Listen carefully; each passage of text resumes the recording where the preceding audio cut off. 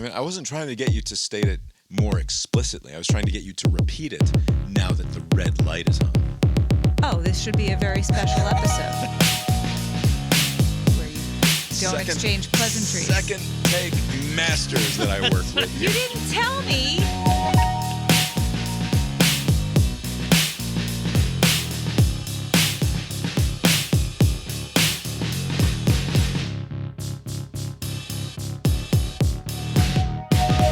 Here we are, Abe Cast Iron Brains, a podcast that simply doesn't really know how to do this anymore. This being take in information about what's happening in the world, and then think about it, and then talk about it.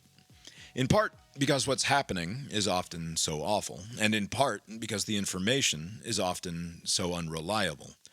How do you think about something when you can't be at all sure that what you know corresponds to reality in any reliable way?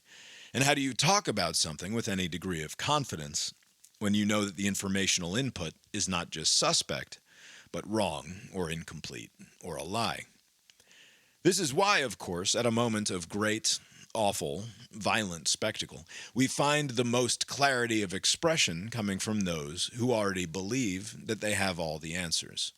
When the rhetoric and the metaphor is quieted or made absurd by the finality of watching a neatly, near miraculously organized collection of cells suddenly undo themselves into lifeless chaos upon the intervention of a bit of metal traveling at 3,000 feet per second.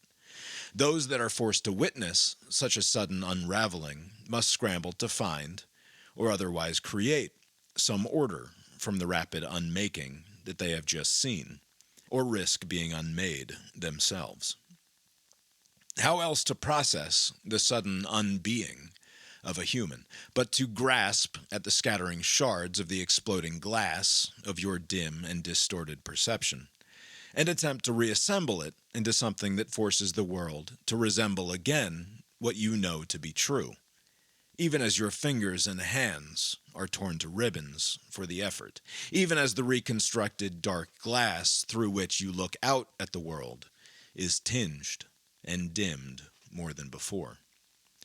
And here, I have slipped comfortably into metaphor, unwilling or unable to plainly confront the fundamental reality of blood and bone, the physical horror of something hard destroying something vulnerable, with sheer indifference to anything anyone might ever hold sacred. A podcast that simply doesn't really know how to do this anymore. This being hold out hope for something better, doesn't know how to explain any of it to ourselves, never mind to anyone else, doesn't know how to find the patience to listen to those who assert with total confidence that the answers are easy and knowable and known. If only you were the right sort of person, if only you had seen the revealed truths with which they have been graced. But a podcast that must also try to remember that it is always so easy to be serious, to feel the heaviness of the often awful world, to feel it weighing upon you and choose to try to move it, a way of making oneself hard in order to find a way to push against it, to find meaning in its awful gravity. And to remember that life, and we, ourselves, each of us, we are at our best when we are not so grim and so burdened and so hard, but when we are light, when we are fragile. My name is Bob, sitting across the way from my good friend and co-host. That's Abe. How you doing tonight, Abe? Doing well, Bob. Yeah, here we are. Lori's here too. How you doing tonight, Lori? I'm totally fine. Lori's totally fine. Tonight is Monday, September 15th, 2025. Abe, you have a good weekend? You motherfucker. We know exactly what he did.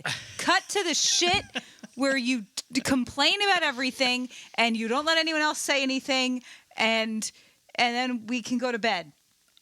Real quickly, I wanted to recount my experience at the Hans Zimmer concert I went this past weekend. So, I'm familiar with a lot of the movies that this guy has done music for, but not all. Like, he would... So, just to set the scene, Hans Zimmer was not in attendance. He would be shown on the screen. Well, not physically. Yes, and he would. They had this choreographed script where like he is interacting with a crowd and also with the main guy that's in his place in attendance, and they timed it in such a way. I mean, obviously, what he's saying on the screen is pre-recorded. And the guy would interact with it as if it was like live. Like he would ask a question and then he would respond. It's like in Jurassic Park when the old man Attenborough gets up there in front of the animated DNA strand at the tour at the beginning, right? Yeah, there you go. Yeah. So it's something along those lines. And then, they would needlessly set up each like new... they would like do like 2 or 3 songs from like a specific movie, or they would do they did Gladiator, for instance. So they would do a couple tracks from that, and they would do. Are they showing clips of the movies while the songs are being played? They would work it in. Initially, it would just be the musical performers on stage, with all their instruments. And they spent a bunch of time introducing each one. Oh, this person is from fucking Kenya. Look at them over there. And somebody's from Ukraine. How about that? And, on and on they would go. Like, just play the music. I don't know these people. Like, it's not. What is it? What is this, the Olympics? I got to hear the whole fucking sob story before the stupid big sled goes down the stupid ice sled flow thing. But I realized basically just about every track that they played, I enjoyed, but that's because I've seen the movie. But then they got to the part where they did some selections from Kung Fu Panda, which I'm not familiar with, and none of that music did anything for me. So I'm like, am I just enjoying it because it was like it worked in with the story and like it just like movies. Right, but it's just weird that like I liked all the things that I've already seen. Did Hans Zimmer do the music for Kung Fu Panda? He must have, because he did like a little spiel to like, and now Kung Fu Panda, and apparently there were a bunch of Kung Fu Panda fans because there was a pretty good reaction to it. Yeah, people love those movies. Finally, they made a ton of money. Yeah, that used to be one of the only movies we had on our tablet. So Calvin watched it like 100 times in the car. Oh, really? But again, it just didn't do anything for me. At least that. Everything else was great. And somebody needs to figure out a better way to set up parking at this stupid arena. It was... I illegally parked at the Kroger, and that was a wise move because I just walked past all the chaos. And then as I was leaving, they were still stuck. Like there was this... Are you sure it's illegal? Like, all you got to do is go in there and just grab like I went in there and got like something. some, like $2 item. And I'm a customer now. Fuck you. And you leave the receipt on the dashboard in there. Obviously, this upstanding individual is... He bought a tub of broccoli slaw. Yeah. He must be good for it. And somehow this has taken him 3 hours to digest and leave. That's right. But yeah, just the way it was set up was poor. But I kind of liked it. I mean, I don't know how many people can do that. Like, who's the other guy? That Williams fella? Like, how many? John Williams would sell out a similar type deal if they did something like that. Yeah. But no, it was an entertaining little show they had. Well, good. How big is this arena? How many people were you watching this? This was like a 12,000 seater, probably like 80% full. Nice. Yeah, that's pretty good. Well, good. Yeah, I mean, Lori's not wrong. It's hard to segue into the weirdness and awfulness of what's gone on. I don't think this is a unique thing. One thing I will say, I think that there is, I know that this sounds silly maybe and self-aggrandizing to some extent. What I've found over the course of the last 5 days is a great deal of comfort in listening to the people that I trust talk about this, even when I find them to be wrong in their analysis of certain things. The fact that I have a pre-existing trust with a number of these different outlets out there, podcasts are this weird sort of... I mean, it's one thing to say like the New York Times, like the Daily from the New York Times. I don't get a great deal of sort of personal gratification from listening to those people talk about this stuff. But like the more parasocial type of relationships that you have with these sort of hang out and discuss the news type of podcasts, it's a weird sort of comfort that you can draw from listening to people that you trust talk about this stuff. The flip side of that is listening to or trying to listen to people that you don't trust talk about this stuff, and the way that what used to be like you could turn on Hannity years ago and listen in good faith to what he was saying and sort of interact with it, I think, in a reasonable way. We are in a different time now where if I almost cannot bear to listen to people that I don't trust talk about this stuff. Right. And I don't know what that means. I don't know what that says, but there is, and like, that's why, I mean, as silly as it is, for me, it's important to talk about it because I recognize that I've gotten nowhere in the last 5 days, having read so many pieces in a cultural big think sort of way about what's happened here. Is that surprising to you? I don't know. As soon as it happened, as soon as I saw the close-up video of it, and we discussed this. Don't watch that. I didn't. So that's the thing. I don't remember what I left in the show about. Well, but that was the sports one. It was the sports one. I think that we had stopped recording when we really started talking about it afterwards. But like the way that I came across this was Abe sends me a link to a tasteful version of the video. As tasteful as such things can be. It's one of the far shots, wide angle, and like you see what happens, but you don't really see what happens. Right. I was out at the grocery store. I came home and jumped on the computer because I don't have Twitter on my phone anymore, and just went to twitter.com to just sort of see what the news was. And by default, at twitter.com, it's notched over to the For You tab, and at the top. Literally at the top of the screen, before I could react to it, was a 4-second video auto-playing that showed in full close-up, in awful visceral reality, the moment of impact. And I immediately texted Abe, like, oh, he did not survive this. Yeah. This was very early on, and we were getting word from different outlets and people who would seem to be relatively in the know that like he was stable, that he was at the hospital, critical but stable condition, something like that was a phrase that I saw. But I didn't see how that was going to be possible based on the video that I'd seen. I mean, there's no point in pussyfooting around it here, right? I mean, he looked dead immediately. Yeah, he was like lifeless, like immediately.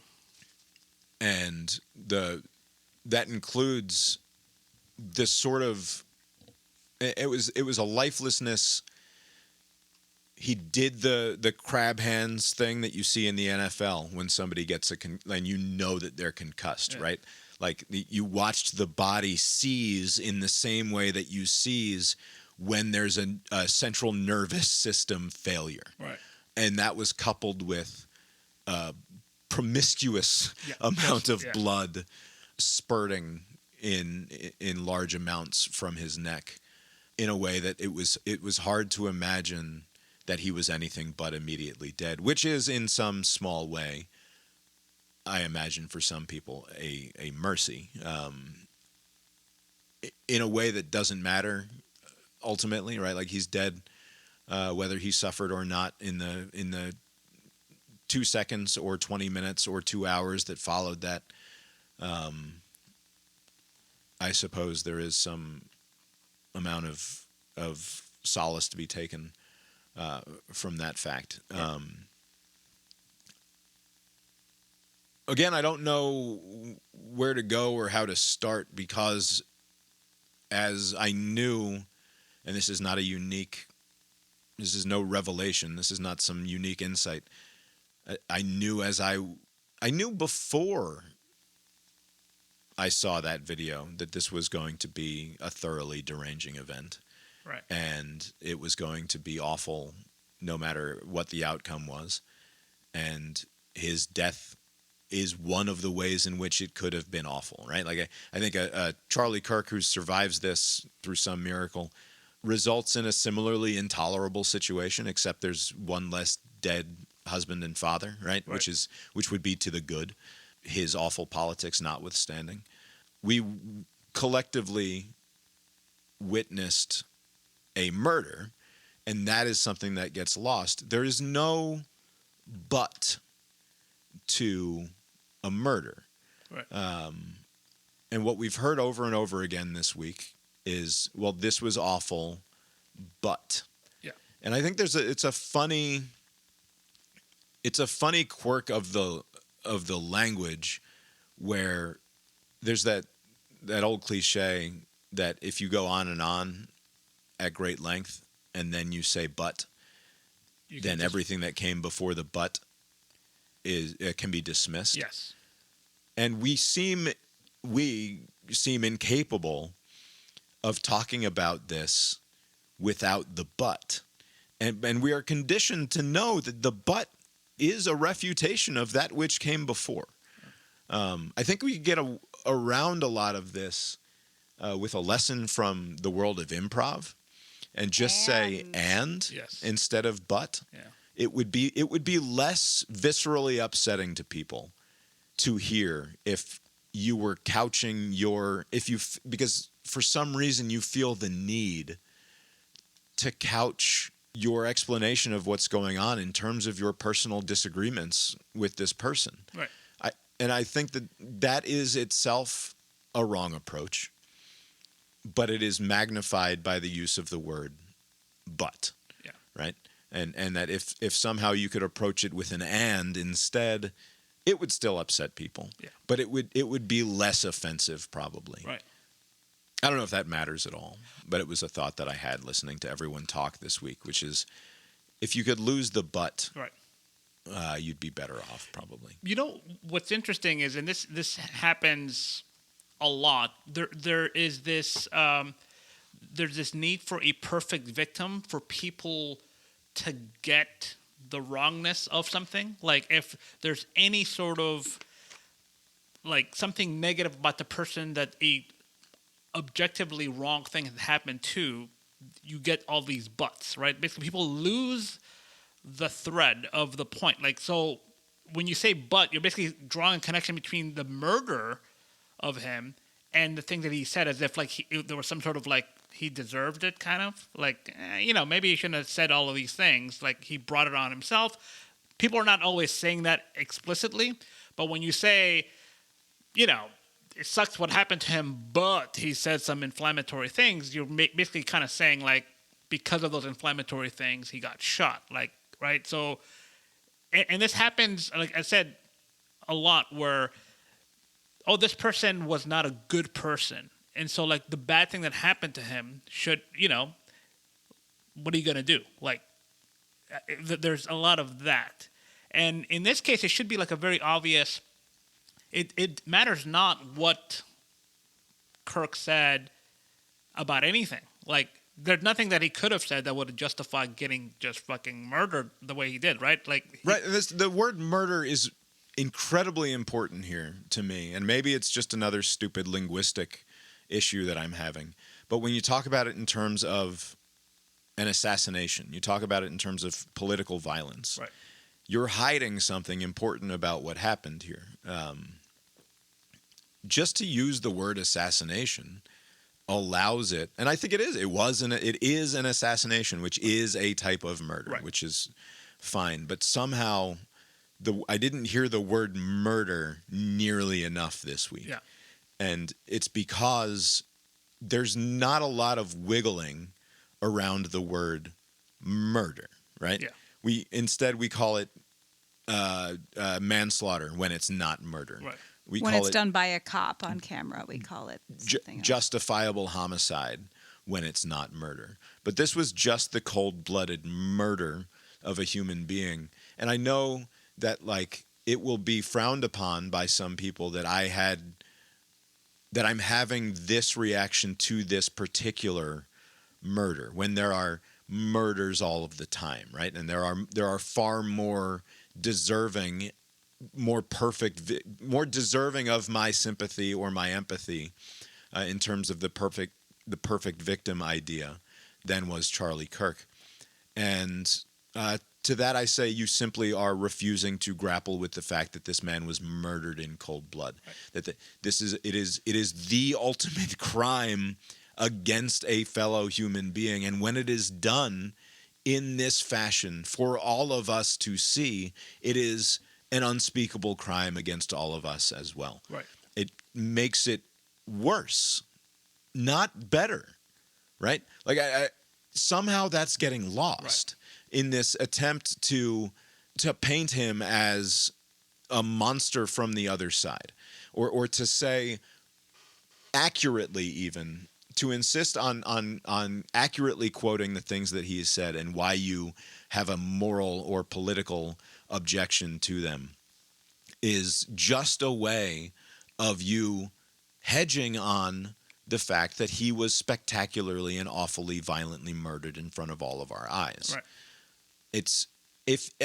And I don't want to sound judgmental of people, but if you find yourself incapable of feeling bad about this, then I sincerely think you need to re-examine the way that you either take information in, or the way that you have chosen or been forced to see the world, or something. But because if you are struggling not to feel bad for Charlie Kirk, because he's dead now, he's no longer here, right? If you are struggling to make sense of this from an empathetic standpoint, for the sake of your own humanity, not for his, and not as a result of his death, but because of the way it happened, because of the fact that, say what you will about the fucking, was she like an Arizona beauty queen or something, like a Miss America contestant who was his wife, who seems like a religious simpleton by every, like if I'm going to be rude and disparaging of someone, it would probably be a beauty queen who's like uber fucking religious and who had like some pre-existing hits on reality television before she fell in with Charlie Kirk, right? Like somebody who I don't care for. But if you can't find a way to realize that the person that she'd chosen to spend the rest of her life with and to create fellow human beings with in the form of two young children was murdered in front of her face while she stood there watching, that her children, at least one of them, were there with her in the crowd and watched her father being killed. Like, this is something that if you can't find a way to be anything but quiet in the face of that, like, I don't know. You must re-examine something. You know, I do wonder if, like, there's this idea I'm thinking about, like, this conditional empathy, right? And the way, especially now in the social media age. I'm going to interrupt you here to make the point. They will say, Charlie Kirk said empathy is bullshit, pseudoscience, new age nonsense.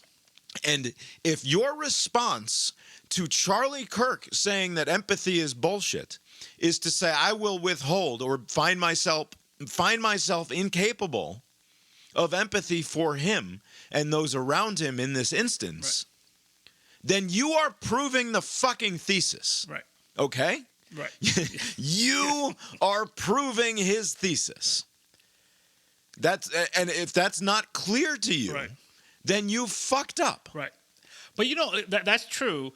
I do wonder though, like, are people relating to these personalities just as ideas and not as actual people? Like, Kirk is not, I don't know who this fucking guy is, right? He's like, he represents like an idea, a viewpoint, and if that viewpoint I find disagreeable, distasteful, offensive, if something were to happen to that messenger of those ideas, them's the breaks. Like, I do wonder, like, going back, what was it, a couple of months ago or however long ago it was, remember the Luigi incident? And there were people like, fuck that guy, he's profiteering off of misery and whatever, right? Basically, to people, he's not some guy or some husband or whatever. He's the CEO of like this evil thing. And so if somebody guns him down, like, just murders him, like in the streets, right? Like the person who did the killing is somehow treated as something good, right? Because they're not thinking of the CEO as a person; they're thinking of him as an idea. And I wonder if something similar is happening here. Kirk is not a father, a husband, a friend. He's just an idea, and I don't like the idea, so fuck that guy. Luigi is a tragic figure. That's what gets missed. That's like, it's not just that the healthcare CEO, Brian Thompson or something, is the tragic figure here. It is a human tragedy that he was murdered in the way that he was murdered. Right. I know nothing about him, right? He could have been a shitty father. Right. He could have been a shitty husband. Right. He could have been a monstrous capitalist who harmed more people than he helped in life. If you can't find a way to feel empathy for that person, I think you have problems. But further, if you can't find a way to, instead of treating Luigi like a hero, instead recognizing the tragedy that has befallen him, right? Where he's gotten to the point where he thinks that the right thing to do is to commit the worst moral crime that you can commit against a fellow human being. Right. That's the tragedy here, right? That is the classic tragic fall of a man. In that case, he has been made brutal by the world. He has been made into a brute, someone who takes actions against their fellow human that he should be ashamed of, right? Because he's sinned, like purely sinned, right? And that's a fucking bummer, right? Yeah. And the same goes for this idiot who shot Charlie Kirk. Do you think social media plays a role? Because I mean, I don't know how old Luigi is, but they're both fairly young, right? 22 years old, the Utah kid. And now I think Luigi was somewhere in his 20s, right? I don't think he's particularly old. Yeah, a little bit older. Would anyone know who this guy was without social media? I guess that's true. Would not anyone. Would as many, would a fraction of the people. Right. Of course, social media played a role. Right. Yeah, but it's like saying, did air play a role? Right, but I wonder, like, if the way people are consuming information, like, is it causing people to have this warped outlook to where this is possible? Like, I mean, like, I'm gonna kill. I mean, this kid. I mean, kid is an adult, but like 22 years old from that part of the world. I'm not familiar with this Orem place, like Utah. Grows up in a fairly conservative kind of place, and then he's like, I'm gonna kill this guy, and no one in the family seems to be aware of it. Like, he just kind of shows up. He sees an opportunity. This guy's coming on campus. I'm going to go on one of these roofs and kill him. And then if he doesn't confess to his parents, maybe he gets away with it. Like, I mean, the fact that the security camera footage, which they apparently enhanced with AI because it's not like a 4K feed or whatever. Okay. Which, by the way, the cameras are trivially cheap these days. Can we get CCTV to go to at least like 1080p or something at some point? But so apparently these security footage photos that they released had been somehow enhanced with AI to kind of clean up the blur that was there. And so, like, because you sent me a screen cap of it, it was like, man, he doesn't look 18 to 22, right? Because of whatever the AI did, it made him look like he was in his fucking 30s. Right. Because the FBI, and they were saying that he blended in with the college crowd, but then when you see those still pictures, like, oh, this guy skews a bit older than that, like outside of, not even like graduate school age. He was 22. But like the pictures made him look a little older than that. Sure. It's just like I don't know about Charlie Kirk, but like he was a guy on social media, right? Yeah. Like that was the whole thing. As far as I can tell, and I do a very poor job of tagging our episodes, and so I know that we've talked about him before. I believe you. The only thing that I could find readily available was when we talked about him on MLK week of 2024, when he posted some thread saying he was going to expose what a dirtbag MLK was on MLK Day, which is almost all you need to know about Charlie Kirk, right? Which is that the one time that I'm certain that we've talked about him before, aside from I'm sure that I've made rude comments about his stupid face, and the way that he looks, because he looks stupid. And he has a very pinched face. He's a very big head with a very pinched face.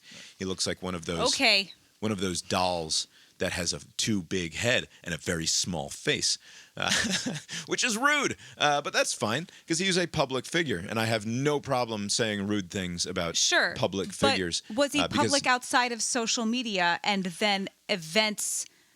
I mean, he was hobnobbing with social media with Trump and that. I mean, but how? Yeah. Through social media. Exactly these sorts of events where he would travel from... But the events were from social media. I know, but would he have had the following without social media? I know, but no. Social media has, I guess, risen to such a state to where, like, the vice president, like, is hosting a podcast. Like, I think he and he got like I don't know what was going on with a funeral thing where the vice president's part of the Kennedy Center. Yeah, like there was just a lot of stuff that was done in Charlie Kirk's honor that typically are reserved for people who are statesmen or something else. There's got to be something more than just like your prominent figure on the right. Like, but maybe it was just the video, the shock of what happened. Well, and it's just because if the question is, did social media play a role? It's but. What does that even mean? That just is everything now. Right. So. But yeah, I mean, like it's like neither here nor there. Right. I think it is the water in which we swim, obviously, but also I want to say, and part of this is a reaction to the way that I was sort of confronted with this video. I think that it is nearly indefensible for me. It is essentially indefensible to be on social media anymore. And I'm not. I took Facebook and Twitter off the phone. Instagram is still on my phone, but I don't use it or interact with it. I log into Facebook about once every 2 weeks just to check notifications and to see if there's something I need. Like somebody might say something to me about the Little League Facebook page, and so I have to go like see what's going on there. But, I mean, aside from something that I've been saying for a very long time, which is like, I didn't rent Faces of Death videos from the video store because I don't want to watch snuff films. I tried to avoid the ISIS beheading videos back in the day when those were making the rounds. Logging on to twitter.com and seeing a video autoplay in my browser of a man being murdered is not something that I ever want. Right. I want to at least have the agency of choice, of seeking something out if it's something that I want to do. And I think that continuing to participate in any way in an algorithmically curated social media feed is an uncontroversial bad thing to do because of what it feeds you even when you don't give it any indication. You don't consciously feed it any indication of the thing that you want to see. Yeah. And I'll take Facebook as my current primary example. And this, I'm sure, can read as embarrassing for me. But if I go to Facebook, in fact, I'll do it right now. I'm going to go to facebook.com and I'm going to show you what it is trying to feed me. I've never liked or thumbs upped or sought out remotely, and you just have to trust me on this, pornographic content on... You have porn on your Facebook? On Facebook or on Instagram, right? Like my Meta products are not that, but I'm, without checking if this is going to be the case, I'm going to scroll down through Facebook here for just a little bit, and we're going to see in my suggested Reels thing, which like Instagram is importing into my Facebook somehow, I guess, because Meta is Meta. I'm going to see. Well, first I get an underwear ad on Facebook, which is fine. Yeah, I like. It's Becky's birthday. All right, so here Instagram look Reels. Look at this, Bob. Wow. It's just a chick with her whole ass out in black lingerie. Not entirely, my but it's Facebook's mostly all out. roller coaster point of view. I've got some chick fiddling with her pants around a horse. What's happening there? I don't know. Oh my God! I have an intercourse it's fact. Butts. If a girl slept with these are just, and then there's. It's just butts. Bob's Facebook is just butts. There's some sort of a prisoner and security guard situation happening here? Yeah, sure there is. With an orange, she's in an orange jumpsuit. She's in a very well-fitted orange jumpsuit. Huge badonk. Jesus. Some other sexy wife at home thing. That's what I see simply by logging in to Facebook. And I have not, like I said, you just have to take my word for it. I don't like, I mean, it's a struggle to get me to like a comment on YouTube that I laugh like more uproariously out loud at. So it's just them assuming that this is the sort of, and they're not wrong, right? Like, I like big asses and hot chicks, right? Like, yes, but like, if we're going to talk about what I would choose to seek out, he can find the butts on Reddit, right? And like, that's the other thing. And far be it from me to tell anybody how to live their life, but like, imagine that I'm somebody who can't control my sexual urges, right? Or I struggle with beating off too much or something like that, right? And I'm not going to go to my favorite porno mag sites today because, but then I log on to Facebook because Aunt Gertie sent me a message on Facebook and I need to check my Facebook messages. And I'm just scrolling through. And now I'm all horned up. That's true. Because Facebook, and now it's like the bartender's giving you a sample as you walk by the bar or something. Like, come on in. Right. It would be like, you're like an alcoholic and you're avoiding the bars, and you go to like a library and they're serving alcohol there too. It's like you can't shake it everywhere you go. I will note, I don't know why Facebook is not giving me any of this buttocks content. I'm scrolling through right now, and there's just a bunch of lame stuff. Yeah, that's like I said. For whatever reason, I've convinced the meta algorithms that this is the sort of shit I want to interact with. But like, I use that as an example of allowing the algorithm to feed you things that you have not chosen to interact with. Yes. And like, in what plausible way is that good? What if I was fucking 16? Right. Right? And what, like, I'm not even talking about the porno big butt stuff anymore. But like, what if I was 16 and I logged onto my Twitter? Or my son has friends he walks to school with every day. 3 out of 4 of them have phones. And I know at least one of them has various forms of social media on that phone. And like, am I just to trust that kid didn't pull up Twitter, or because it was all over Instagram also, this video of Kirk getting shot? And how do I explain the world to my son if he's going to come home and say, a kid on the way to school showed me a video of this person getting shot and bleeding out? Like, that's horrifying. Right. But purely in terms of my own, I don't even want to say mental health or mental comportment in the world, but just in terms of being a person an agentic person in charge of where I would like to direct my attention, interacting with any of the algorithmically curated social feeds seems obviously bad. Just Substack is another example of it. Substack, where I have sought out to follow only people whose takes I have enjoyed, like writers who have written interesting articles in the past. Occasionally, without having followed any of this shit, I just get an erotica story on my Substack feed, like just straight up porno in the form of like erotica stories.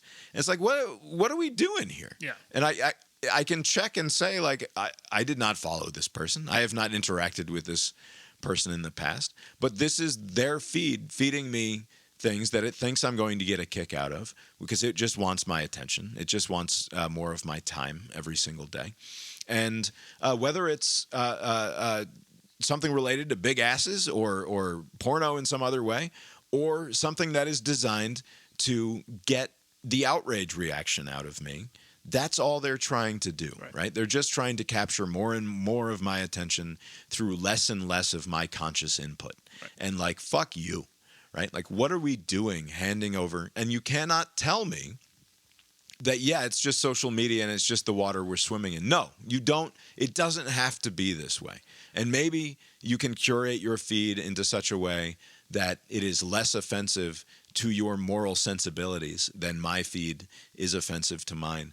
But like, I don't know if the value proposition for all of these companies to their shareholders is we are going to capture the attention of these people by any means necessary, right? That is the value proposition that TikTok and Instagram and Twitter offer to their investors.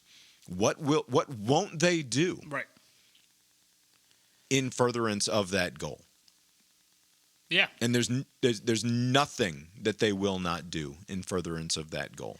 You know, like engagement is all that matters, right? So these algorithms, they don't care about butts or people getting shot to death. They just know that when people are scrolling, they'll stop at those things, right? So like anything that gets your attention, that's what they're seeking. So like the end user, like this is not good for you in the long term, you know, to watch somebody get killed or whatever. But until something changes, they're not going to do something that drives down engagement, right? And it's kind of weird how like these content creators, quote unquote, are always worried about using the wrong words, so they'll skirt around words, or they'll use euphemisms for certain words because they'll be demonetized. But then you're also showing people getting killed. As an example, on some of the Instagram reels that I've seen, it will show the word sex, but it will be S asterisk X, Yes. or porn is PR, the number 0N. Right. So it says prawn instead of porn, but everybody knows what it is. So they're self-censoring at the same time that the algo it's bizarre. is choosing to feed it to you. Right. It's remarkable, and they'll say instead of like suicide, unalived, or like, there are just so many examples of like just say the words, but I guess the way that it's structured is like the user has to be careful, but the platform does not. Like they'll share somebody getting killed, and you know they'll have the protections, and they'll so much for content agnosticism. Yeah. If your algorithm is purposefully putting out things that people are censoring from the algorithm, in theory. Right? Like it's attempting to hide from the content moderation filter the thing that the algo is going to drive into the most number of eyeballs. Right. How are you still on these fucking products? I mean, it's also how are you imagining that this is the right way to be in the world? It is designed to be addictive, right? So that's the other problem you have to deal with. So it's like somebody has to first recognize the point that you're making, which is like this is not good for you. I think the governor of Utah went so far as to say that it's a cancer, this social media. But like many people use it. It's not easy to get off it if you're accustomed to all those dopamine hits coming at you every 2 seconds. So like this is going to be a concerning thing going forward, because there'll be even more video footages available for somebody getting shot or somebody getting killed, and so it'll be fed into the algorithms. This is a week or whatever after the video of the Ukrainian refugee getting murdered on the bus or the by the light crazy rail guy. Yeah, that's right. Yeah, in Charlotte, right?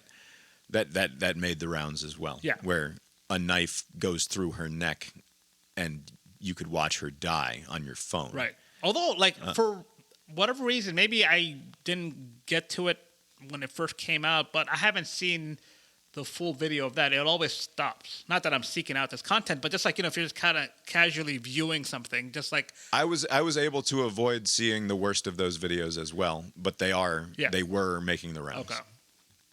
But yeah, I didn't even hear about that until after this other thing. Yeah, but yeah, the whole thing is kind of troubling. Do you think that like nothing seems to kind of pierce through whatever tribal way of thinking people are? Like there wasn't even like a moment with the Kirk thing, like a moment like, holy shit, this was fucked up, like a day or two before people moved to their positions of like, well, that's your guy and fuck him, or this is your fault and fuck you, like, which it started like immediately. Like there was no moment of like, whoa. Well, we watched last Wednesday night, we watched the president's 4-minute YouTube address, and he was immediately blaming the radical left for this. Right. And what does it, and to even begin to engage with that is to play the loser's game, right? It is, just like, because there's no There is no way in which the left did this.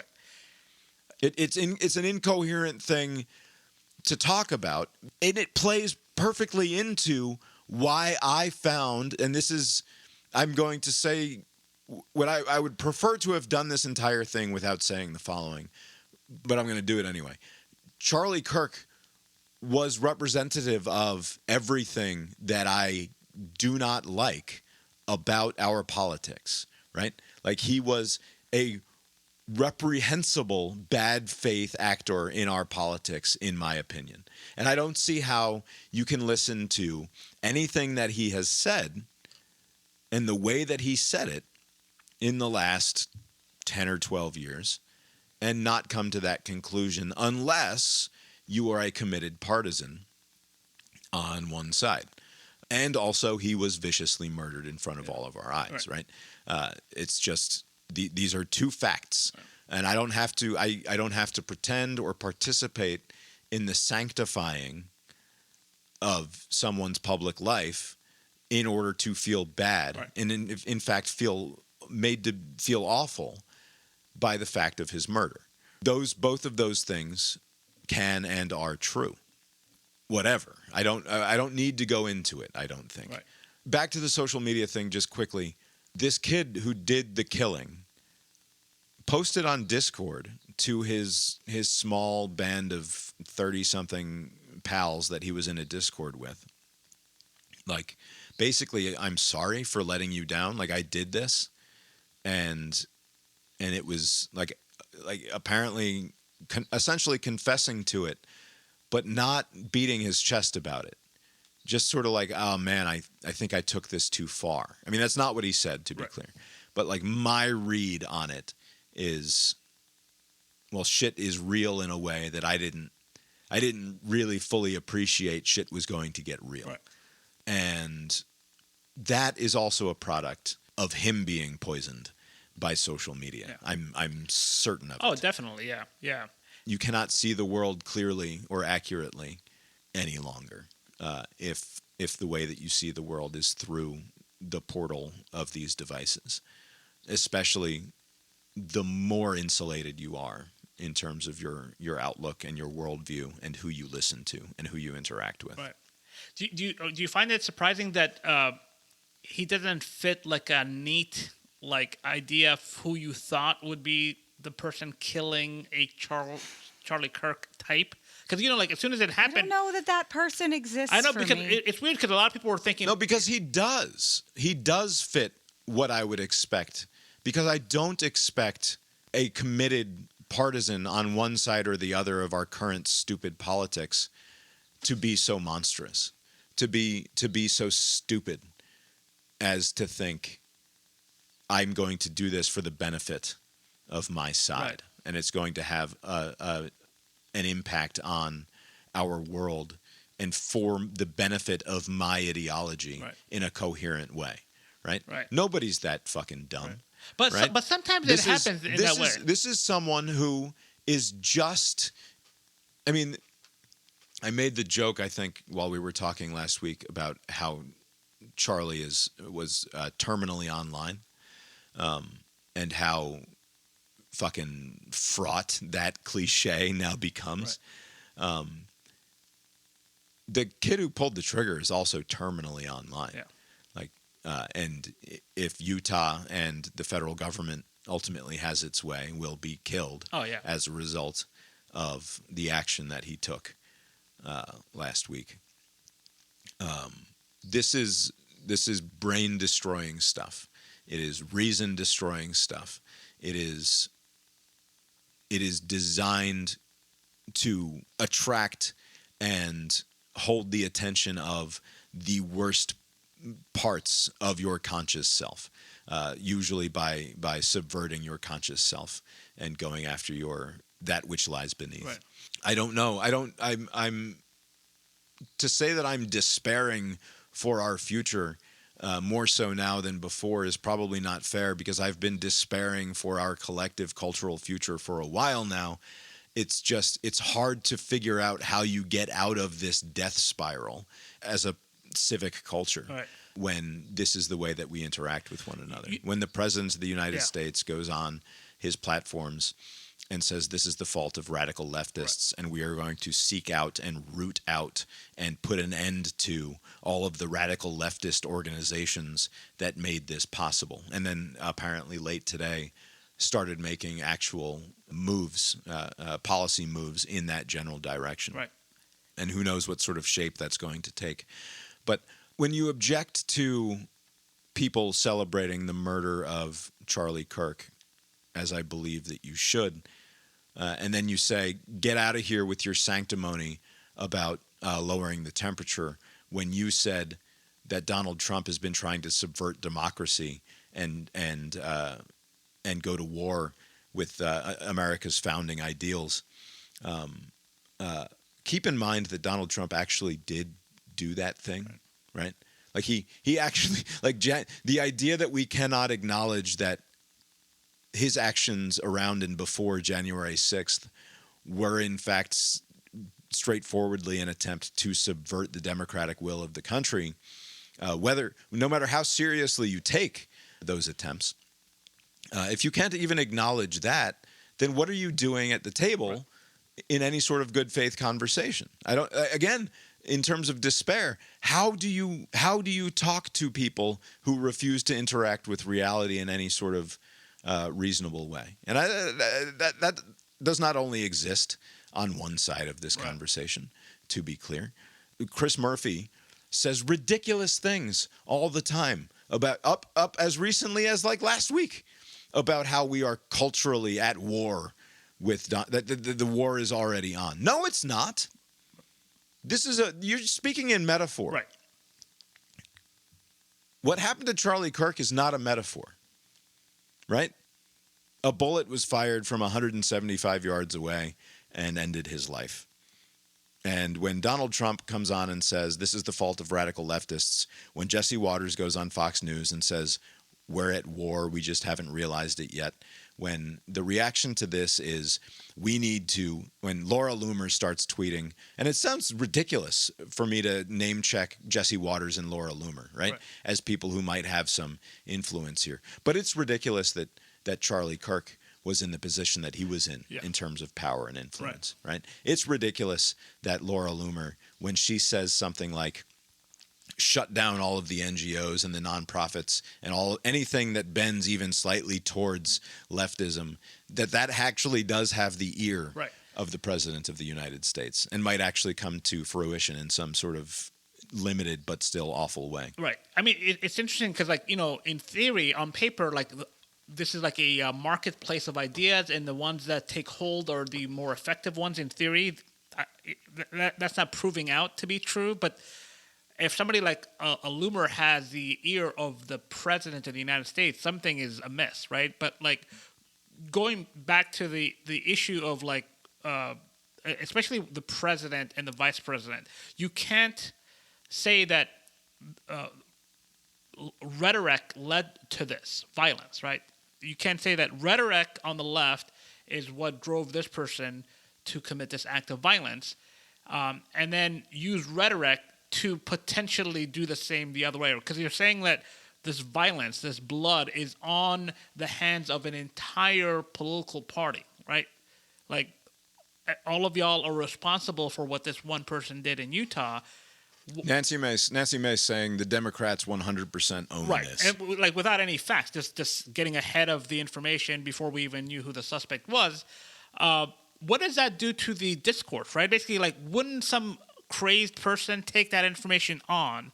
You don't discourse with people with whom you are at war. Right. But what I'm saying is, like, what is the end game? Are you trying to promote more violence, or you would think that people would try to find an off-ramp, right? Social media being a problem is an 80-20 issue, like, right? Like, maybe people think the problem is one way or the other, but I think there's a broad recognition that this is a problem the way that it's set up. You would think people would steer towards that, to, like, find common cause, to lower the temperature, but there's this irresistible need to score points on the other side. Like, this is on you. This has to be on you. Even if more information comes out, it's like, well, We don't know. Like, I mean, this doesn't read the way that you set it out to be. Like, they're not moving off of that talking point, right? Like, this is the left's fault. This is the left's fault. What does that do to the discourse? Like, it makes things worse. And you're okay with that? Like, I don't understand what the idea is. Like, you need to kind of just think about it beyond just the first day. It has laid bare their totalitarian impulse. And I don't think that that is doing anything to harm the discourse when I say that. Their impulse here is to control and restrict speech. It is a totalitarian response to an awful, awful event. But I don't think that that's hyperbolic. And the funny thing is that what they do, when I or someone like me says, this reveals your totalitarian response to this is the problem. They say, well, now you're calling me a totalitarian and you're the problem. Yeah. Like, no, I am just accurately describing reality as you are choosing to interact with it. Right. And I don't know, there's no good faith conversation that actually happens at any point along the way. So political violence then is more likely going forward, you think? I mean, at this point, like, because none of the people who are talking are going to do it. It's going to take some 22-year-old random, right? Somebody that's just like processing information in a way where they're like, why not? I think that the thing that is unsurprising to me about the identity of this killer is that he's a disaffected young male in a society that doesn't know what to do with disaffected young males in any sort of productive way. It's kind of the problem of every civilization, right? Like the problem of the Muslims is the disaffected young males. The problem of the Chinese was apparently a whole couple of generations of disaffected young males who don't have partners that they can partner up with and have socially acceptable relationships with. Yeah, I do wonder, like, there's got to be like some sort of formula, like touch-starved, disaffected, isolated, this age group like of young men are probably like at a higher risk for acting out.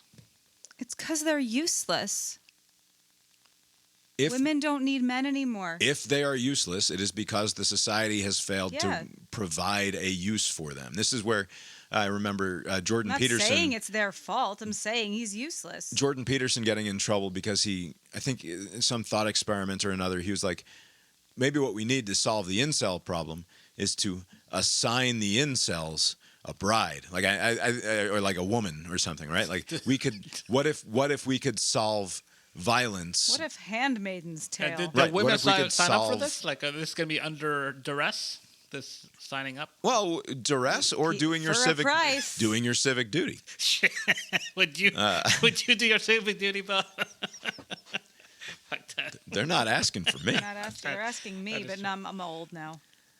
Anyway, I forget how we ended up there, but disaffected young males. Right. So ruining shit for everyone, for generations. What wasn't surprising about the identity of this person is his disaffected young maleness. Yeah. And that goes for the kid who shot up the Catholic school that we talked about a couple of weeks ago. It goes for any of these things. And the kid who shot up the school on the same day, right? I mean, that in Colorado. Like, I think he only killed himself eventually, but like he was like some 16-year-old.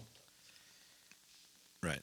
And there's going to be calls from all over. I mean, not just from the right in terms of shutting down speech or platforms or what have you, but also from the left in terms of how are we going to solve this problem of radicalization happening online. But you just said that no one should be using it. I agree. No one should be using, I think. A good way to do that is to shut it down. I think that a bad way of handling something that exists is to attempt to control it in that fashion. You want people to just use their amazing judgment? This is what makes it such a despairing situation, right? To be clear. It is inconceivable that we will shut down social media. It is conceivable that what we will do is say, you can't have this kind of content on TikTok or on Instagram or on Google or whatever, and instead it will be somewhere else because it is a functionally impossible thing to control. Right. And I think it is. You should not get in the business of trying to dictate in that way. If you're the government, it would have to be something along the lines of like, if you are taking ownership of the content, like if you're curating it in such a way, such a precise way to each user, then you are responsible for that content. If it was back like how it was in our day, where the content was just there and you interacted with it in a chronological way, then whatever protections exist, like Section 230 and the like, you are afforded those protections. But if you are steering the content to where it's like engaging and it's like negative information, then you are exposed to whatever lawsuit a user can come up against you. Like if a parent of a child who saw a lot of content on your site that you fed to that child, and that child harmed themselves or others, then those parents would have grounds to take action against you, and you wouldn't have protections. It would have to be something along those lines. We're not going to come after you, but you're no longer afforded the protection the law gives you right now if you are meddling in such a way. I mean, the problem is that the value proposition of all of these companies is their algorithm, right? It's the proprietary way in which TikTok has figured out how to feed you that which keeps you flipping and flipping and flipping and flipping forever. Right. There is an element of, I was sort of half joking about, my revealed preferences by the Facebook algo is embarrassing, right? Like that, there is a social cost to revealing what it is the algorithm thinks about you. Right? And Lori's always giving me shit. Oh, your Facebook is feeding, like it's your fault. Mine is theme parks. Right. Which makes sense because And that's fine. That like congratulations, but like to me, the fact that your revealed preferences, according to the algorithm, are less sort of socially stigmatizing than other people's are, doesn't justify the ongoing interaction with the algo, right? It doesn't. But I don't do it that much. I don't want to feel attacked.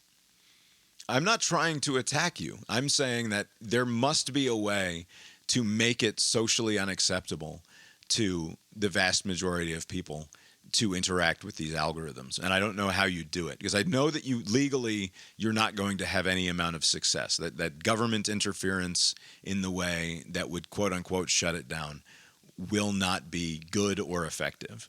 But I don't know how you can stigmatize, like the idea, like I would hope that the idea that I could just go to twitter.com and see somebody murdered in front of my face would be enough to convince people to never allow your children to have access to twitter.com one way or another.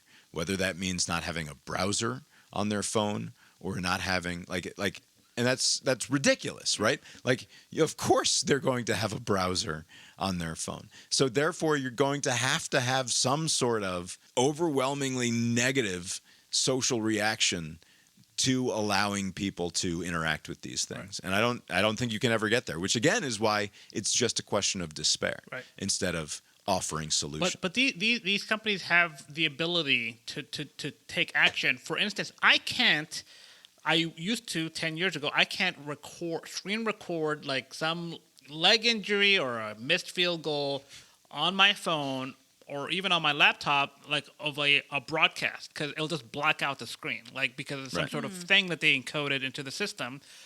Because of some sort of the copyright holders said, fuck that, we want to be able to control the flow of information through our social media channels, and we'll share whatever highlights we want. And so that here we are, right? So like if there was some pressure applied to say you're no longer going to be protected in the way you have been, then the algorithm will just feed you a bunch of those stupid TikTok dances and not like people getting killed. I mean, Facebook Live happened for a while, right? Wasn't there like a murder? I remember one of the first instances of Facebook Live being a thing was that like the girlfriend of somebody who got shot by the police she was recording it like while she was in shock, and that kind. Well, and wasn't there a New Zealand mass shooting at a mosque that was Yes. streamed on Christchurch, Facebook Live? yeah. Was it Facebook or was it a different I one? think it was Facebook. Yeah, so like, but Doesn't you don't. matter. Also, one of the police, the guy in the car with his family.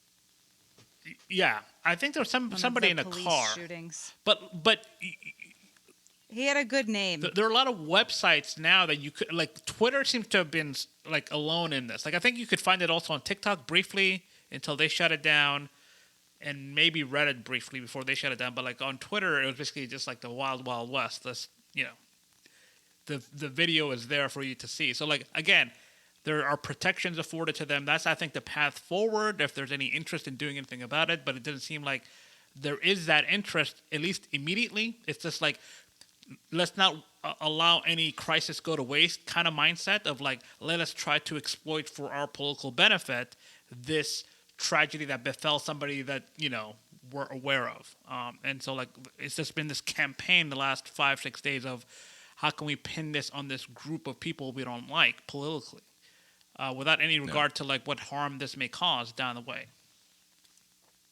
Yeah. Further into the despair end of things, if I hear someone else talk about how this is a gun control issue and a fact of a lack of gun control in the United States, I'm going to lose it. This was a bolt-action hunting rifle, the likes of which you'd see in any it is so far afield from anything that you could hope to control with a gun control measure. Right.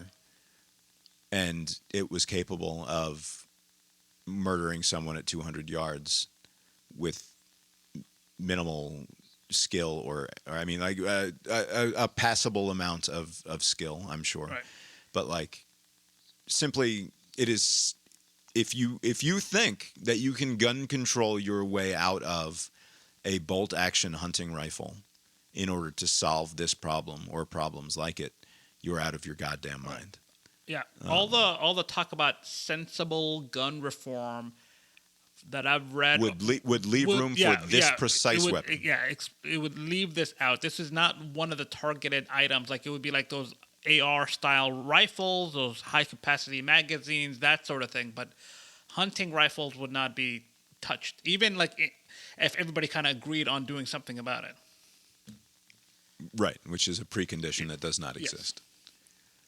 On the deluge of bad information that went out about this, at the top of the list is an insistence that there were pro-trans messages written on the bullet casings. Right. This was an early leak, among the first major leaks of information, and a very curious one, because it is information that the public does not need to know and would conceivably be useful to keep secret, kind of like I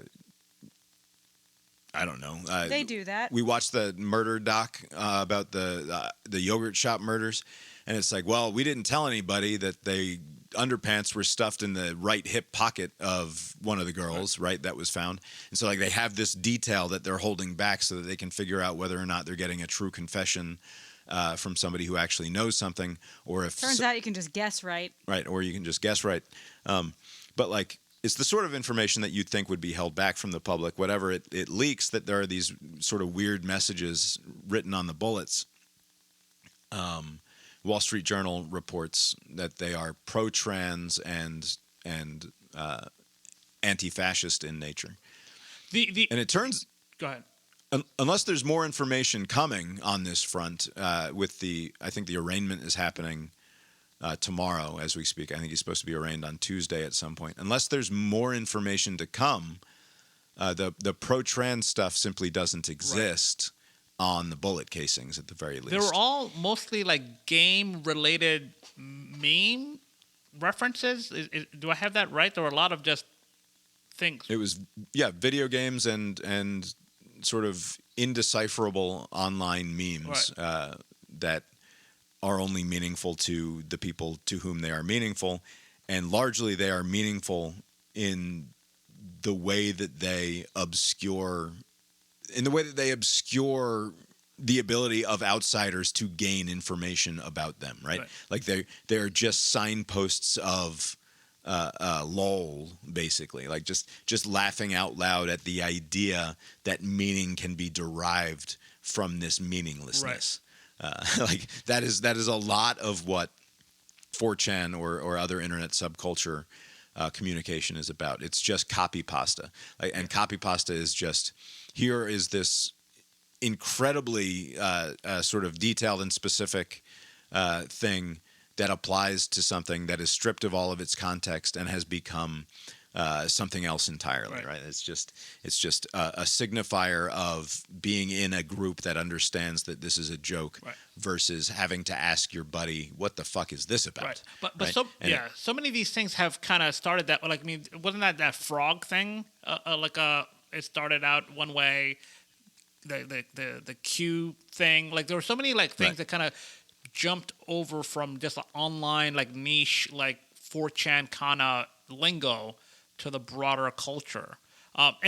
Would it be unfair to say that the only reason why the information related to pro-trans was released in the early days of this was to shape the discourse, to kind of inject this narrative into the discourse, because people kind of ran with that without like. And they must have known something, or they just fucked up in an incredibly lucky direction. Right. Because the trans conversation has now become a part of this, because the guy apparently was living with someone who's considers themselves trans and was perhaps in a relationship of some sort with that person. So like through sheer happenstance, they ended up here. Because there's, at least so far, again, I might be proven wrong by the time this podcast comes out, there wasn't anything in the initial batch of evidence that suggested that this was a trans-affiliated individual. Again, unless they just got confused, because like one of them was apparently a reference to furries, which if you don't know what furries are or represent, then congratulations on having not been poisoned in a way that I unfortunately am. Are they the ones that dress up and they have relations in those dress-ups? Yes. Okay. Yeah. Like they wear like the Georgia Bulldogs mascot uniform and hump each other. There was an episode of Entourage back in the day where one of the characters was like, the girl was into it and he pretends like, all right, whatever it takes, he was very committed to the cause. And so he dressed up as whatever, like a bunny or something. And what's weird about the pro-trans stuff is that this claim that there were pro-trans messages on the bullets, and then Wall Street Journal had to walk that back after it was revealed that none of those messages really have anything to do with trans stuff. I still saw in the aftermath of that people insisting that no, secretly there are trans messages there that we just don't fully understand or something. But I'm sorry, go ahead. No, it's just another example of the way that because of the things that you think that you know about the world have been explained to you, you're going to latch on to that thing, and you cannot be disabused of this idea that that this is a trans thing, and that because now, no matter what is revealed about this person or his motives, and my guess is just disaffected young male who didn't realize that he was playing with consequences that like were real, right? The real shit was going on here, and that he's probably mentally unbalanced in a way that was either undiagnosed or unappreciated up to this point. They will maintain that somehow his relationship with someone who is a transgender person is the destabilizing thing, right? Like, and I mentioned. And it's funny that this happens on the heels of the church thing, the Catholic kids getting shot up at Mass, because I objected to the way that person's identity was hidden from us. I thought in an obvious, for obvious political reasons, that they would not want to link the violence with the fact of this person's transition and evident dissatisfaction with that decision to transition. At this point, like whereas I thought that was something that was worth the public knowing about, this idea that somehow because this person has an affiliation with someone who is transgender explains why they did this thing is equally horseshit. Right? Like there's the fact that he is in a relationship with someone who's transitioning, even if it turns out that like that was a significant part of the reason why he wanted to kill Charlie Kirk, was because Charlie Kirk said negative things about trans people in his mind. Like that doesn't prove that somehow transgender ideology is at fault. Yeah, it's not surprising that someone would jump to that though with the bullet casings, because when it was the DC sniper, you heard, I mean, it's like leftover satanic panic stuff. It's like, oh, they left a card with Satanist stuff. It must be a Satanist. And it's just that like trans are the new Satanists to these people. So if they're going to make something up, it's like, oh, there were trans messages on the bullets. And then like, yeah, they just guessed right, except kind of not really. I think it's an enormous mistake to assume that any sort of ideology is what is at play here. No, I know. I'm just saying. I know. And I think that the lesson... It's just satanic panic. If there is a lesson of, to the limited extent that we know anything about what happened at the Minnesota church, to the limited extent that we know anything about what happened in Las Vegas a few years ago with the guy who shot up the country music festival,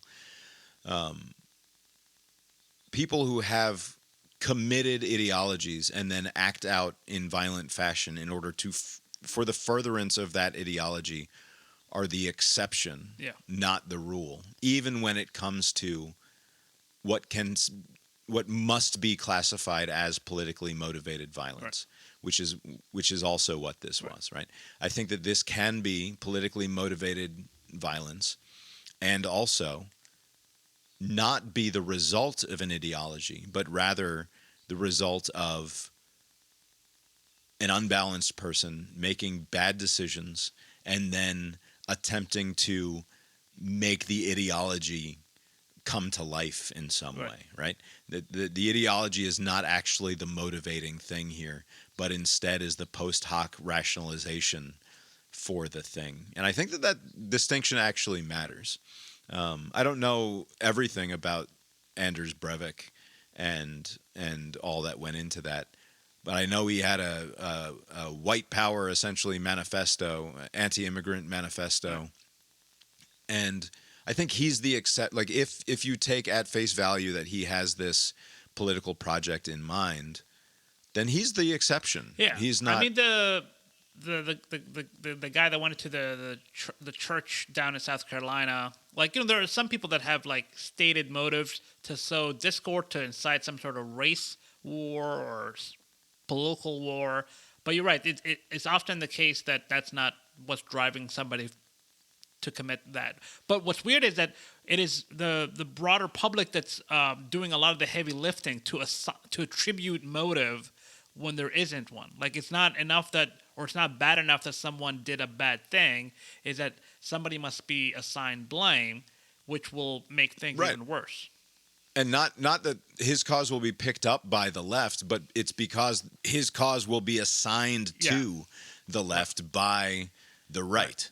Right? Like the thing that makes this ideological in nature is the way that the right is reacting to it, not the way that the left is reacting to it.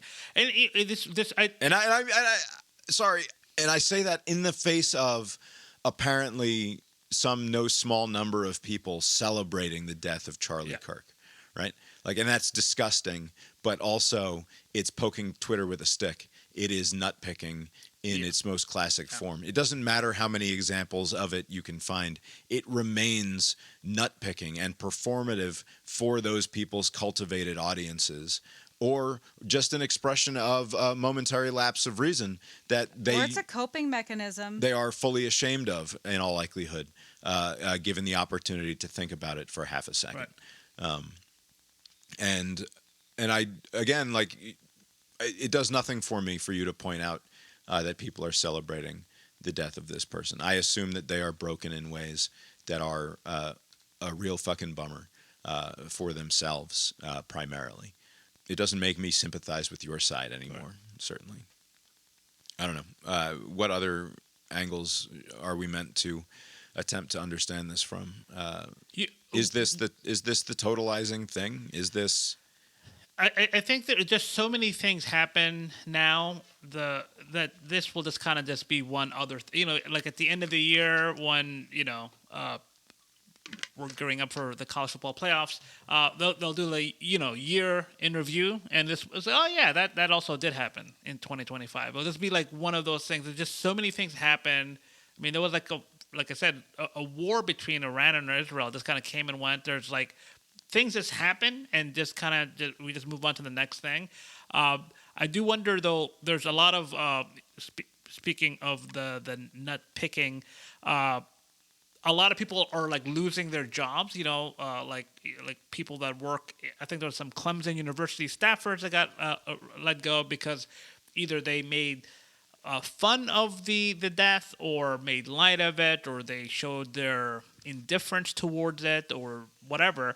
There seems to be like this effort to like seek out people who are disparaging in any way.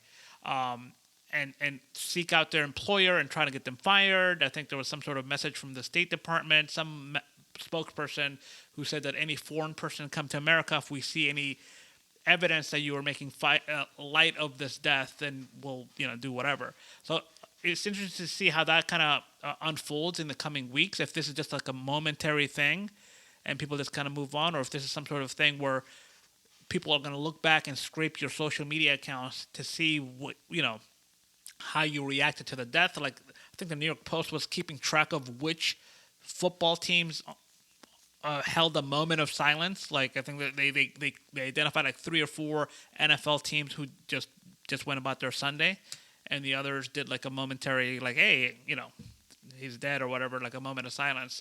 So like all this tracking of like how are you responding, and if it doesn't mirror with the way that I'm responding, then you're on that side. Like You were describing an entirely intolerable way of existing in the world.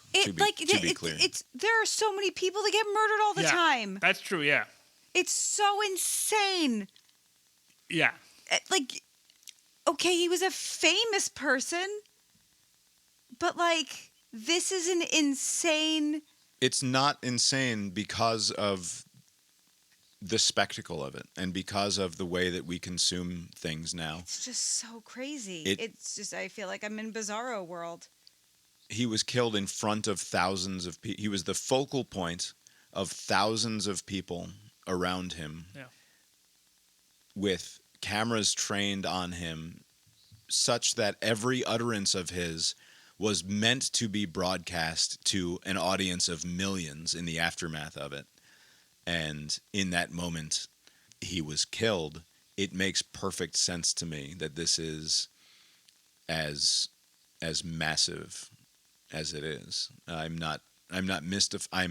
Again, no rare insight here, but like you knew as soon as it was happening that it was going to be a sort of epical event, and maybe you're right. Maybe it only feels epical in the moment of it, and in time, as the news cycle, the relentless churn of it goes on, that it won't be meaningful. And I think that is, unfortunately, that's the best case scenario. And unfortunately, also there's going to be other tragedies, not necessarily of this flavor, but just like another school shooting or something international. Something always comes up, and it's like, holy shit. Yeah. The conspiracy theories abound, as you would expect them to, and they will continue to abound. And I don't feel any real desire to air any one of them in particular, except to point at the fact that even when something happens as plainly as this did, and it all seems quite pat in terms of our ability to watch it happen and draw from it a coherent story of what happened, including like you can see in wide reverse shots of where Kirk is sitting, you can see this person moving across the top of the roof in some of these shots. You can see the hump of him as he is laid down on the roof. You can see later video of him running across the roof and jumping down and running away. You can see all of this. You watched the moment of it happen. And still, it's like, no, but look at this guy touched his hat and this guy touched his arm. Yeah, like those and this guy signals. in the background raised his arms and it actually fired the kill shot. And the person standing next to the person who fired the kill shot must be in on it because she didn't react in the way. And it's not that there wasn't a bullet that was fired. It's that she must be in on it because she didn't react to the bullet being fired. Like it's all just awful. And the way that we insist on creating fake narratives out of something that was in fact so simple and plain before us is distressing. Also, not to contribute to that, but what really happened, Bob? I think he got shot in the chest and not the neck. And I would I would like to see an autopsy released in a public sort of way. Okay. Just to put to bed a lot of what is speculation out there. Like I think he was wearing a flak jacket of some sort, a bulletproof vest under his t-shirt. I think it was a chest shot, and I think that the bullet broke into pieces and went up and out of his neck. Really? You don't think like it hit like the clavicle kind of region of like it? I mean, the injury is here, according to the video, right? The injury is to the jugular. I mean, that's like the exit, right? Like it probably like did something. Now, the trajectory also should be noted, right? I mean, he's shooting downwards, right? It's like so you're saying it came down and then it kind of like clipped up? I'm saying that when you read all of the news accounts about this, it says he was shot in the neck and died. Right. And I don't think that is going to be I don't think the story is as simple as that. Right. Whether it hit him in the clavicle, as you're saying, and then there was some sort of exit wound in the neck, which is where you saw the blood pouring out of.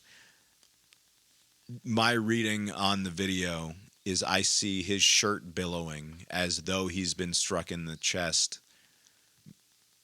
essentially a frame before, or I see the blood spurting out of his neck. That somehow he received this wound to the chest, and unfortunately had the bad luck of whatever else happened. I don't know if the flak jacket was not strong enough. Again, it's pure speculation. I do not know. Is the jacket thing, has that been like reported anywhere? Like, was he wearing some sort of protective material besides the shirt? I have not seen anything that suggests that he was. Okay.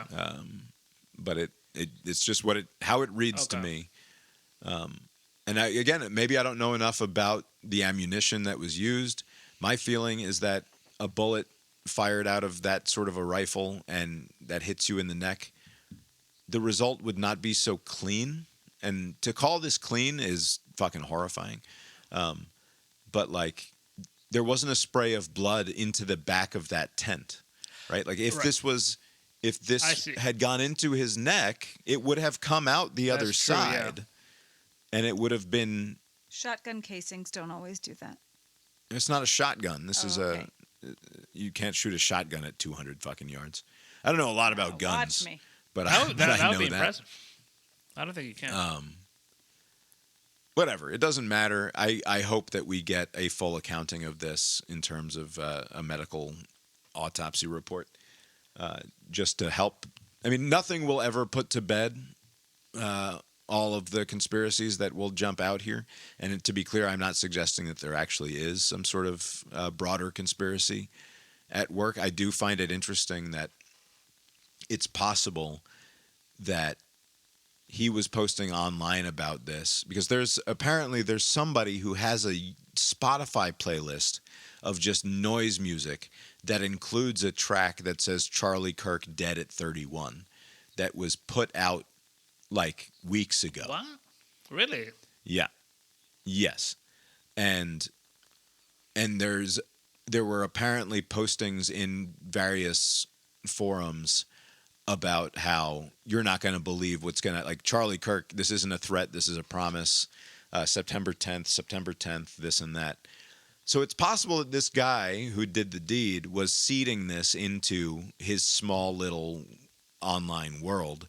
And this is the sort of thing that happens all the time, right? Like, people make idle threats online. Yeah, you can always find something. It's a billion monkeys on a billion typewriters typing a billion words per minute.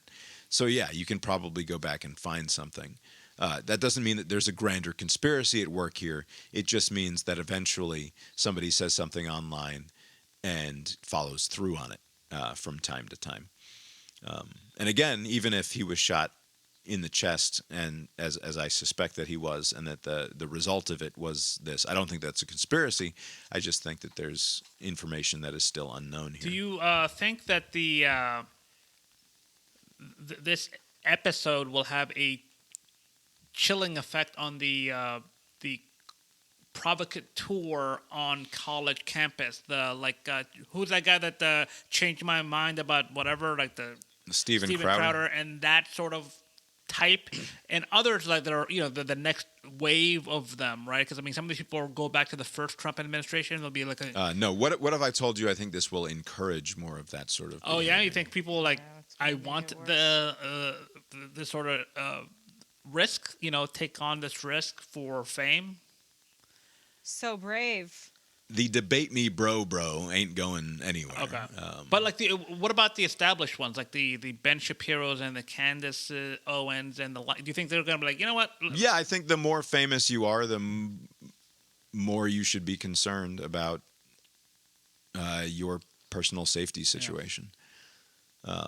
Not because I think we are in some sort of ideological civil war, but because there are a lot of unbalanced young men who have access to weaponry that can do destructive things. Or even like a knife. What was that Rushdie situation? The guy that stabbed him a bunch of times? Yeah, and I think that this is closer to that than it is anything else, right? This is not that Charlie Kirk is some paragon of free expression and free speech. And again, I don't want to participate in the saint making of this individual, but also he was there doing what I view to be a bad faith version of confrontational personal politics, which is good and should be encouraged. There is civic virtue in the abstract, let's say, of doing the doing the thing that he was doing.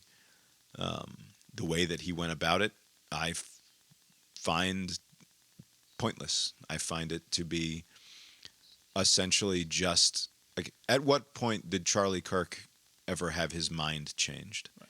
And either he never had his mind changed because he happened upon an ideology that is absolutely 100% correct and in the right, or, hear me out, that wasn't the point. Yeah. And I suspect it was the latter, that this was never about changing minds. This is about owning the opposition. And that's fine. That is the idiom of the moment, right? That is what we have to deal with in our current so-called politics. It doesn't make it good any more than, and that has no bearing on the awful reality of what happened here. I know you've already said this will go away. There won't be. This isn't a signifier of some spike in political or civic violence that we are on the precipice of. When you say that it's going to go away, though, it suggests that the Trump folks will sort of allow it to, I think. Right. Or latch on to something else.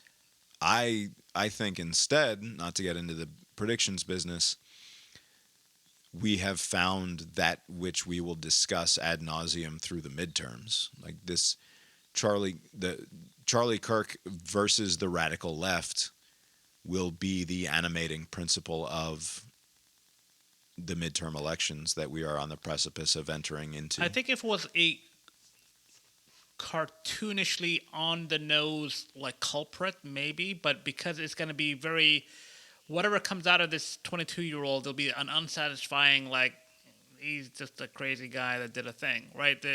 Even though like the sides will have made up their minds no matter what, I think some other more pressing thing will dominate the 26 midterms, likely the economy, depending on how things are going. I think that's optimistic, because I think that because the overwhelming majority, and I mean the overwhelming majority of the public, is horrified by what happened here, that it was uncontroversial for the New York Yankees to hold a moment of silence before their baseball game, right? It felt, and even if in the abstract I'm like, what? Wait, what? Yeah. Charlie fucking Kirk? Like, what are we doing here?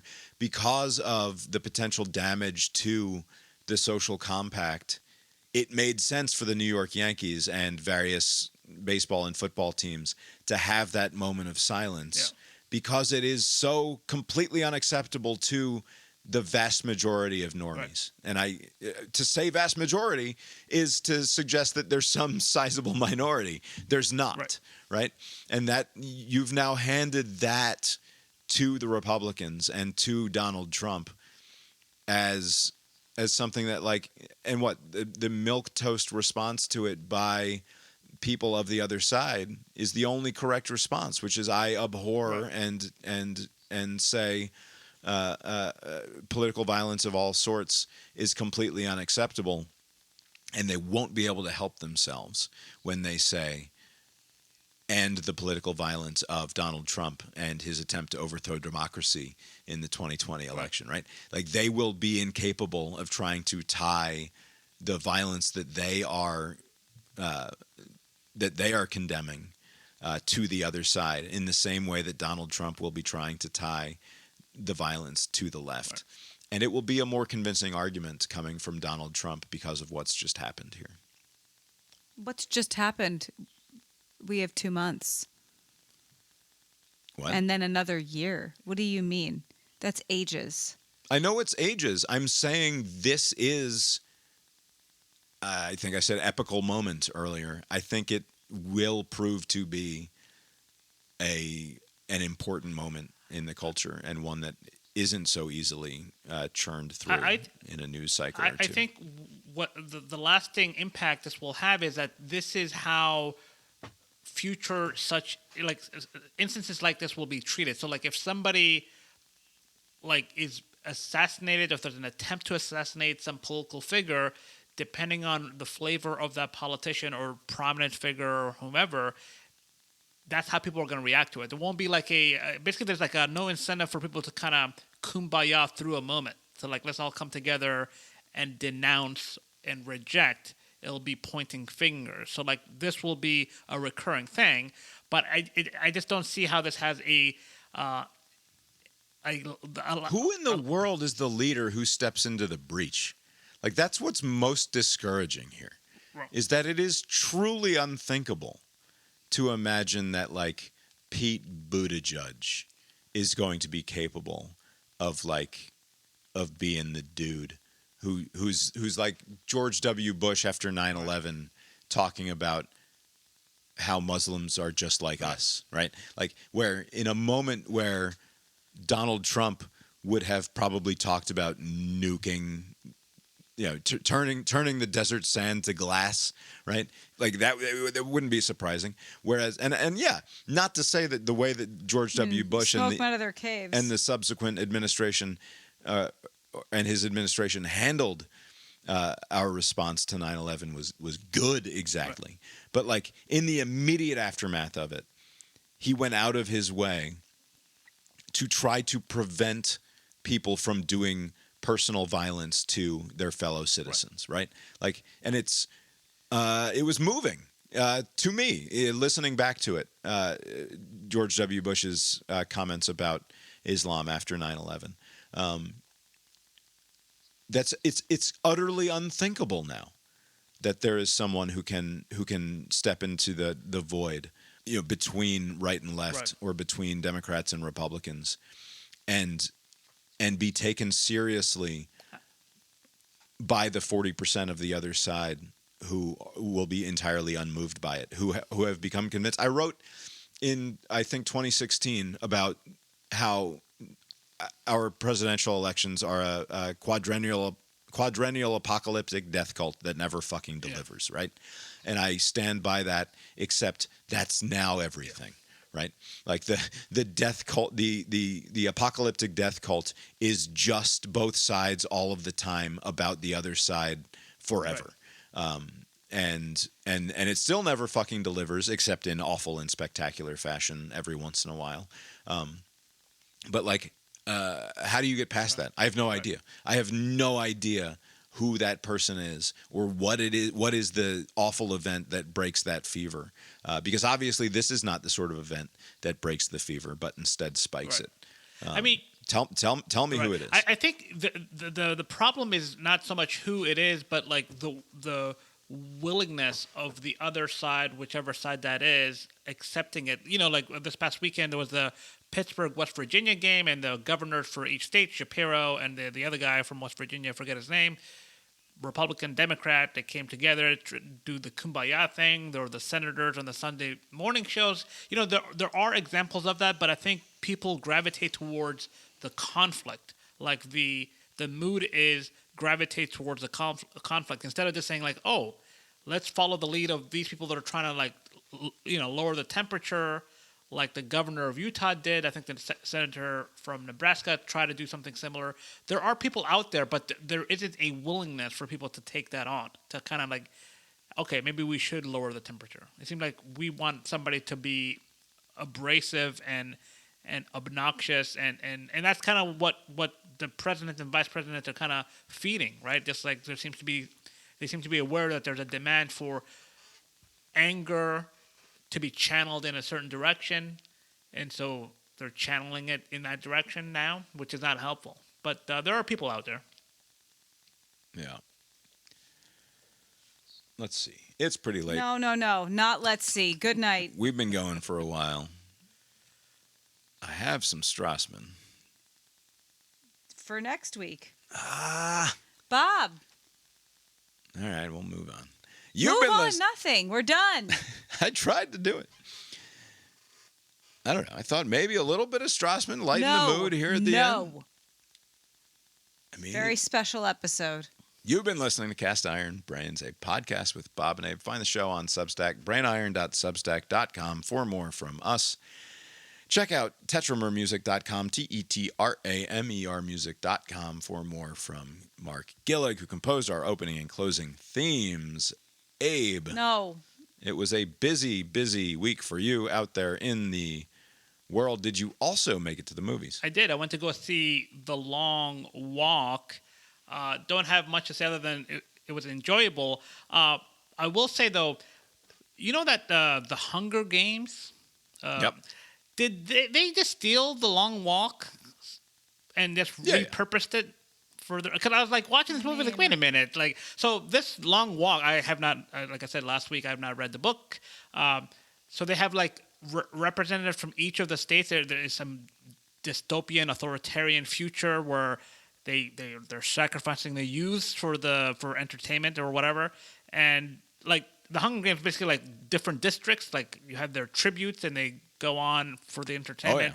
Oh yeah, same thing. I'm like, what the fuck is this? Like, this is the same setup. They even have like the same like evil like overlord, like. What I love about the concept is its simplicity, and the Hunger Games is a bit overwrought, and I mean, whatever, poorly written also, but that's another story. The pure simplicity of The Long Walk, you get a teenage boy from one of the United States, 50 states, You put them all on a highway, and they just have to maintain a walking pace. I think as I recall in the book, it was 4 miles per hour, which when I read it, I was like, that's Brisk. That's a pretty brisk pace. Yeah, this is. And I think for the movie, at least in It's 3. what I've read up on it, they lowered it to 3 miles per 3 hour. is more reasonable. Yeah. Which is just a nice healthy walk. Stroll. Right. But still punishing, right? And exhausting, and eventually you're going to succumb and be shot. And it's just the pure simplicity of set these 50 kids up with a Marine guard around them and force them to walk until they're all dead except for one, and there's your winner. Relies a great deal on, I would imagine, conversations and performance.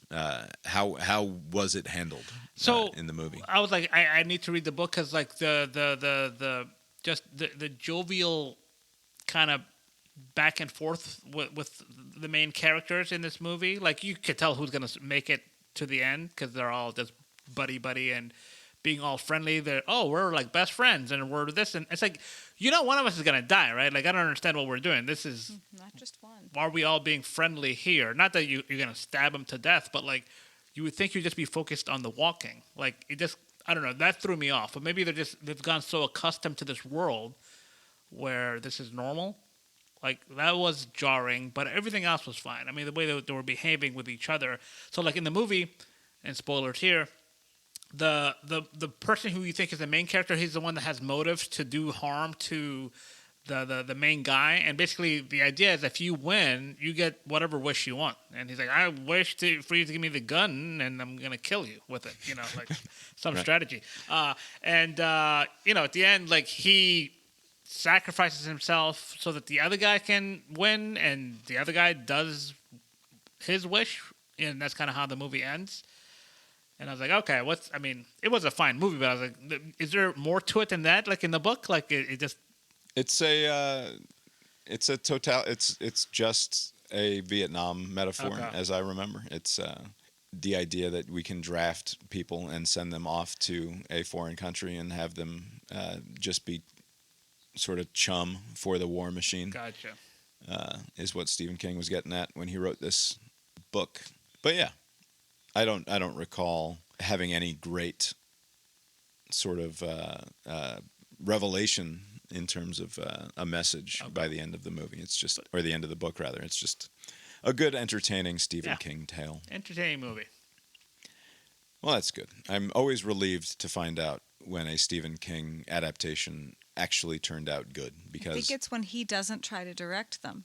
Yeah, the less involvement that he has, usually the better. And I'm looking forward to seeing that, and also the Running Man remake, which comes out end of this year, I think, directed by Edgar Wright, who's Baby Driver. I loved a great deal, and bringing that energy to the Running Man seems like a really tremendous idea. Those just following order soldiers really took their job seriously. If you go below that pace, off you go. Like, they're not fucking around. Oh, yeah. Got a job to do. Lori, did we... the Charlie Sheen thing. Oh, yeah, that's right. Charlie Sheen documentary on Netflix. I'm trying to slog through that. How are you guys finding it? I... Loved it. Loved it. I don't know. Just I'm still through the first episode. I'm like, oh boy. Yeah, we haven't watched. I don't know what to tell you. I watched it on funny. Friday night, and I was thoroughly charmed by the Charlie Sheen presentation. I thought it was fucking fantastic, and I don't know. Maybe I'm a total sucker, but I'm thoroughly charmed by Charlie Sheen and what he's doing here in this interview, and his charm escaped me. Although they kept on showing footage of President Bartlett in various roles, so I enjoyed that. What's funny is like Martin Sheen's self-seriousness, no effect on me whatsoever. Right, like the charm of that dude. Like, he's a good actor. Like, I liked him in another Stephen King adaptation, actually. The fuck was the name of that? No, he was in. It was Christopher Walken, and Martin Sheen plays a demagogic politician who's about to rise to power, and Christopher Walken's character has a vision of Martin Sheen basically being the American Hitler and has to assassinate him. Oh, get ahead of it. Okay. And what the fuck is the name of that? That's crazy that I can't pull that out of my ass. No, he wrote a lot of stuff. The Dead Zone. Okay. Tremendous, tremendous movie, and a very, very good book. Also, they adapted it into a USA Network TV show that I never watched. I think with Anthony Michael Hall maybe in the Christopher Walken role. But yeah, Martin Sheen, great actor, but someone whose personal charms are lost on me.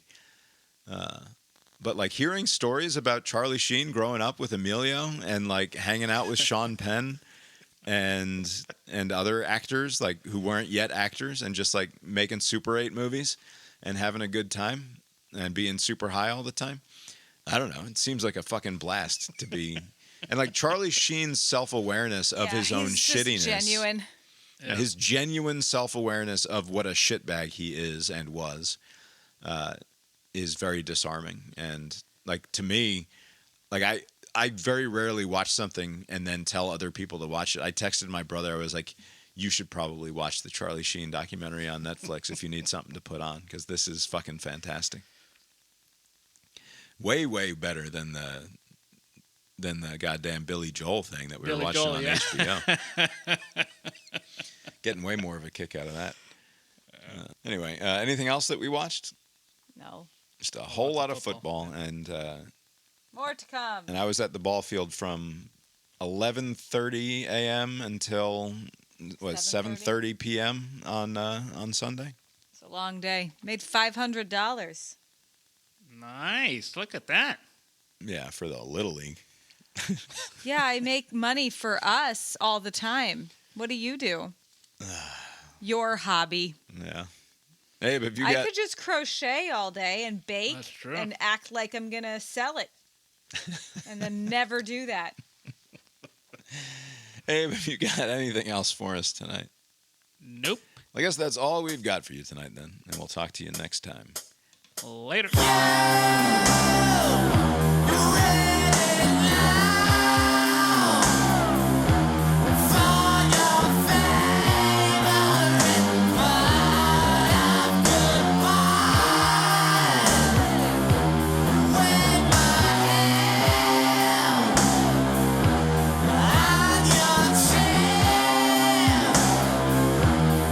Leaves us still, whipped to the fire.